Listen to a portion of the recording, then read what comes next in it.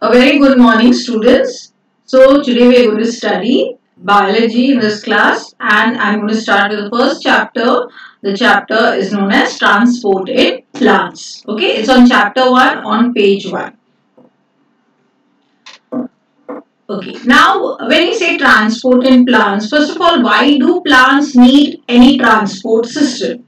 Okay, why do plants need a transport system? They need a transport system because all the food that is prepared in the leaves, which is the kitchen of the plant, the kitchen of the plant is the leaf.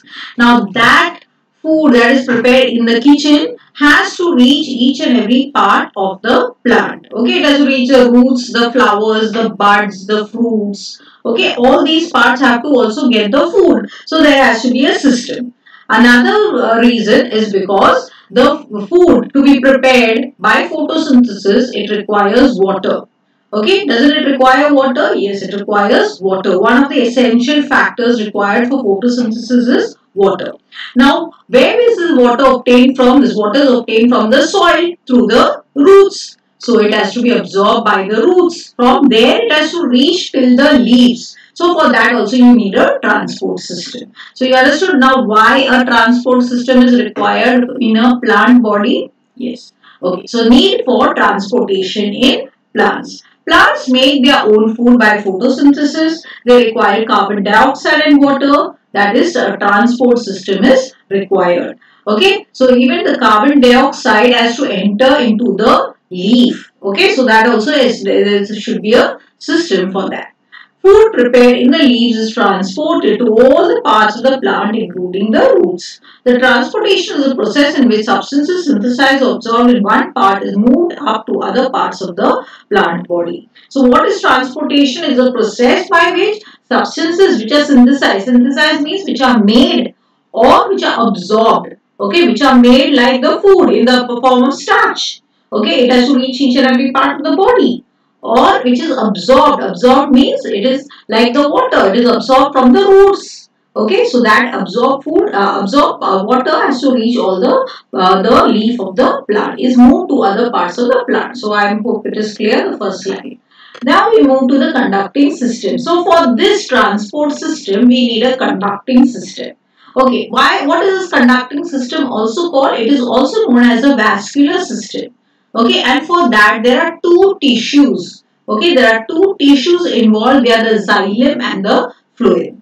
Okay, and together what are these tissues called? They are known as a vascular bundle. Okay, they are also known as a conducting system. It's known as a vascular bundle. They are known as a xylem and the phloem. All the three things mean the same thing. So they are known as conducting system. They are known as a vascular bundle, and they are known as a xylem and the phloem. Last year you studied the xylem. What does it do? It conducts the water, and the phloem, it conducts the food. Now first we study of the xylem. Okay, now what do we know about the xylem? First and foremost, we know that it is a tissue. We know that it is a conducting tissue. We know it is a tissue that is to do with the transport of water. Water from where? From the roots.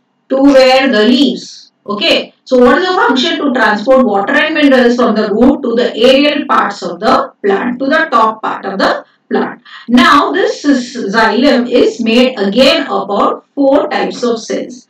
So first of all, we have to understand this, that xylem, what it is a tissue. Okay, now what are tissues? Tissues are a group of cells which are similar in function. Okay, when cells come together which are similar in function, they are known as tissue. Okay, so xylem is a tissue which is made up of cells which are similar in function.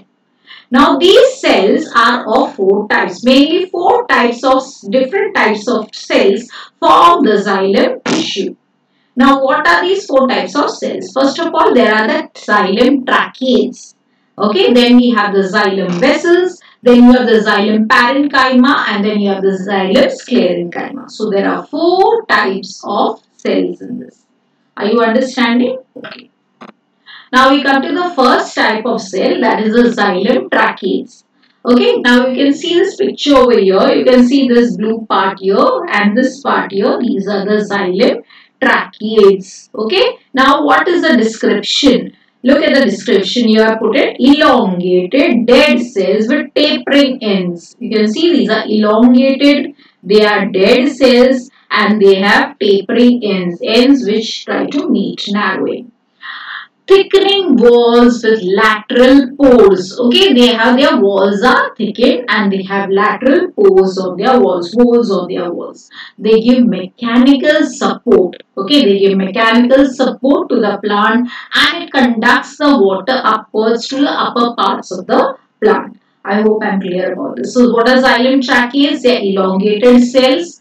They are thickening walls with lateral pores. Okay, they give mechanical support and they conduct the water upwards. Now we come to the second type of xylem cells. They are known as the xylem vessels. You can see the xylem vessels over here. Okay. Now what are these xylem vessels? As you can see, they are tube-like. Okay, they are like one tube and they are open. You can see both the ends are open. In xylem tracheae, they were tapering narrow ends, and in this they are open. Placed one upon the other like a channel. You can see one on top of the other like a channel. Now what is their function? They give mechanical support and it conducts the water to the upper parts of the plant. Now we come to the third type, that is the xylem parenchyma. Okay, as you can see over here, the xylem parenchyma, this dark blue portion is the xylem parenchyma. Now they are little different from their function. Okay, their function. Remember, parenchyma means always storage of food. Remember this word, xylem parenchyma. Whenever you see parenchyma, means it is like storage of food. For example, you can think of the potato. That potato which we eat, that white part, they are the parenchyma cells. Okay, so now you understood what a parenchyma actually looks like, feels like. Okay, so that is the parenchyma. So now we will study the characteristics. Small, thick walled living cells. So these parenchyma cells are small and they are thick walled.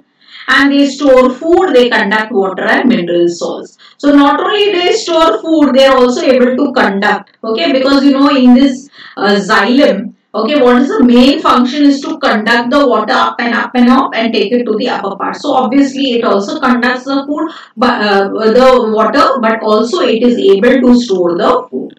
So basically all the xylem cells are able to conduct and give mechanical strength to the plant. Now we come to the last one, that is xylem sclerenchyma. Now you can see the thick wall, they are thick walled, long, narrow and tapering at the ends. Okay, you can see this, they are long, narrow and they are tapering towards the ends.